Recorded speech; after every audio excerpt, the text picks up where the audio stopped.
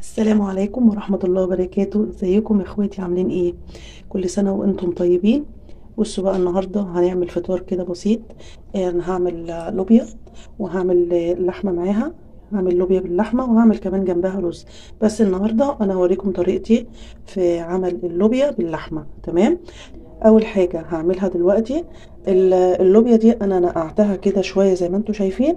هاخدها برضو اديها كده سلق علشان خاطر تطلع الغازات اللي فيها وما تتعبش الماء. زي ما انتم شايفين كده انا هسلق اللوبيا 3/4 سوا، يعني مش سوا كامل، يا دوبك بس تنزل الغازات اللي فيها.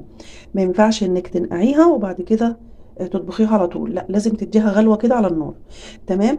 اللحمه بتاعتنا طبعا ما بتتغسلش، ممكن تشطفيها شطفه واحده بس، وبعد كده بتستعمليها عادي علشان خاطر فايدتها تفضل فيها. انا دلوقتي هسلق اللحمه دي، حله ميه كده زي ما انتم شايفين. حطيت فيها كده نصها ميه. هولع عليها البوتاجاز، وهسيبها بقى لحد لما تغلي، وبعد كده اضيف لها اللحمه بتاعتنا. ما ينفعش تحطي اللحمه في ميه ساقعه، وكذلك برضو الفراخ ما ينفعش تحطيها في ميه ساقعه.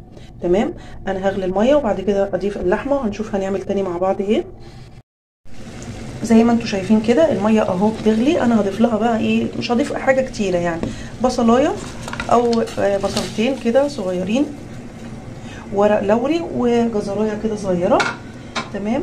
مش هضيف بقى ولا فلفل اسمر ولا ملح ولا اي حاجه. لو عندك مستكه او حبهان ممكن تحطي، بس انا خلص من عندي.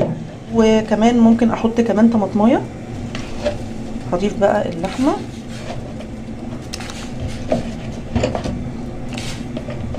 وهسيبها بقى لحد لما تستوي، وبعد كده اضيف لها الملح بتاعها. بصوا اللوبيا اهي دخلت في الغليان.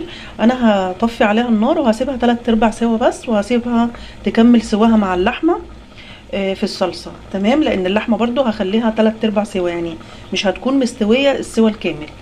تمام. وادي الصلصه بتاعتنا جهزتها اهو، واللحمه كمان بتغلي. انا حطيت لها طماطمايه صغيره يعني. تمام. هسيبها بقى لحد لما تستوي، يعني تبقى ناقصه سوا شويه بس، يعني تاخد سوا مع اللوبيا علشان خاطر تدي طعم في اللوبيا بتاعتنا والصلصه. تمام. انا هنزل بقى اللوبيا دلوقتي، هصفيها واديها شطفه، وهنشوف بقى هنعمل مع بعض ايه تاني. تعالوا بقى نعمل اللوبيا بتاعتنا. انا حطيت كده حله على النار ومعلقه من السمنه، هشوح فيها اللحمه. تمام.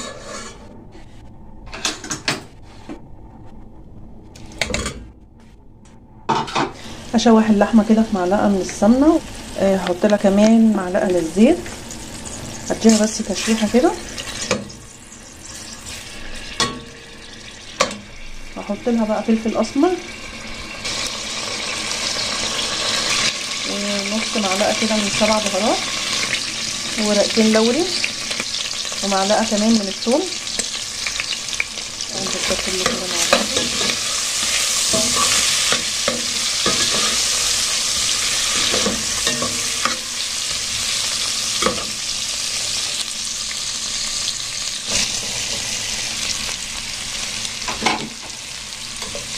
ريحتها طالعه جميله قوي.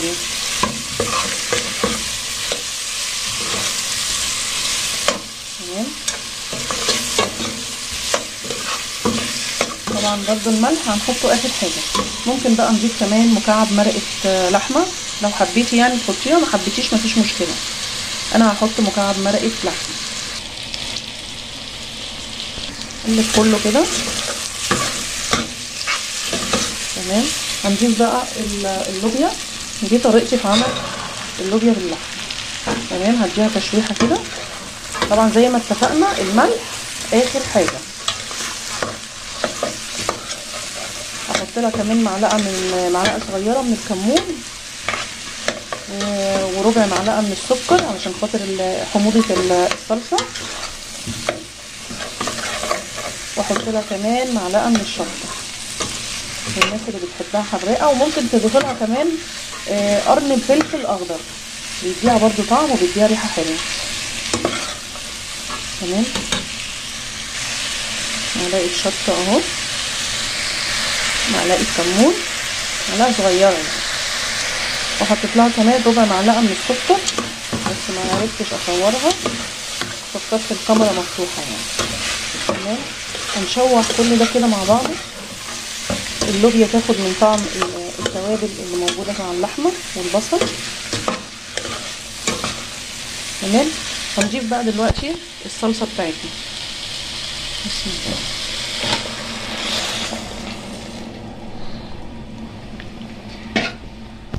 هنقلبها كده، هنسيبها بقى لحد لما تستوي. لو احتاجت مننا ميه هنحط طبعا بدل الميه هنحط شوربه اللحمه. تمام.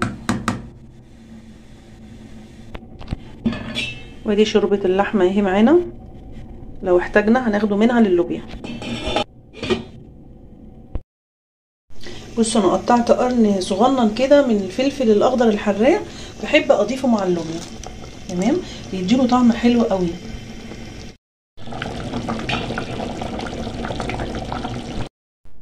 وخلصت اكلتنا النهارده وفطرنا النهارده اللوبيا باللحمه زي ما انتم شايفين. النهارده اكلتنا بسيطه وجميله وحاجه ان شاء الله كده هتعجبكم وسهله وبسيطه. لو الفيديو عجبكم اعملوا لي لايك حلو كده زيكم، ولو مش مشتركين بقى اشتركوا في القناه وفعلوا الجرس علشان خاطر يوصل لكم مني كل جديد. كل ما انزل فيديو يجي لكم اشعار بالفيديو تدخلوا تتفرجوا عليه. شكرا لكم يا حبايب قلبي، وكل سنه وانتم طيبين ورمضان كريم. مع السلامه.